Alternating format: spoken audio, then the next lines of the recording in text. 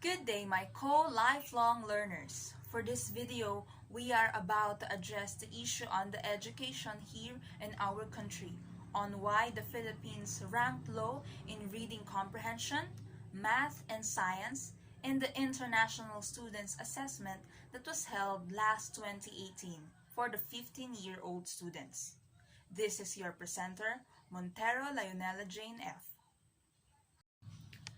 Based on the particular interview that was conducted by Ms. Karen Davila to the Secretary on Education, Leonor Briones, the Philippines is facing different kinds of obstacles that hinder the good performance of the learners here in the Philippines.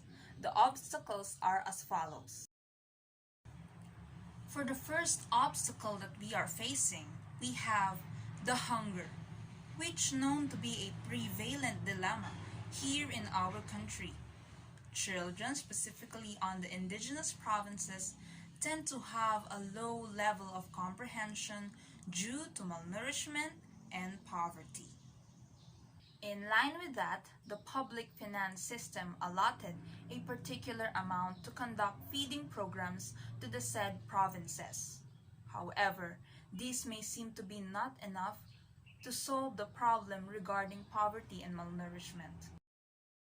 The next factor that has been mentioned affecting the students' academic performance was the curriculum itself, by which the Philippine educational curriculum was said to be sentiment, valuing our culture's way of educating our learners. And yes, of course, it is essential for us to preserve the way we teach our learners in a cultural manner. On the other hand, this strategy might not be as good as it was back then for us to be globally competitive. And moving on for the next factor that affects the educational performance of the students, we have the class size or the educational environment, which pertains to two categories. First is the total number of the student in the classroom, with the fact that 45 students in a single classroom is now the average class size. Second is the classroom setup and the equipment, which according to the DepEd, they are gradually upgrading the classroom in the 21st century setup. With all of those given major educational dilemma that hinders a good capacity of learning, the Department of Education plans to address the problem by proper delegation of the financial allotment for education.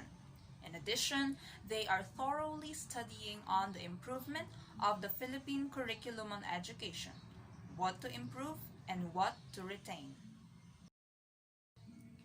And as a Filipino citizen who is aware of today's educational dilemma, I certainly believe that we are all in this together.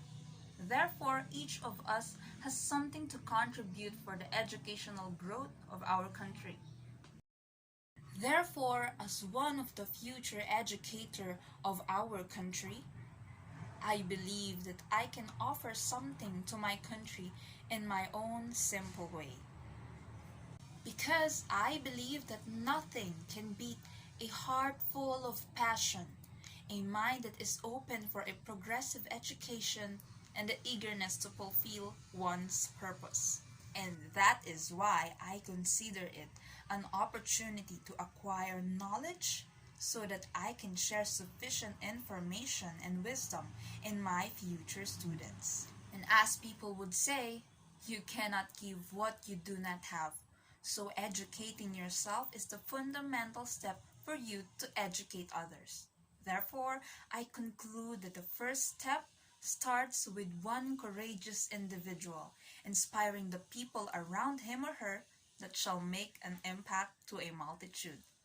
That would be all. Again, I am Lionela Jhane Montero. Thank you for listening.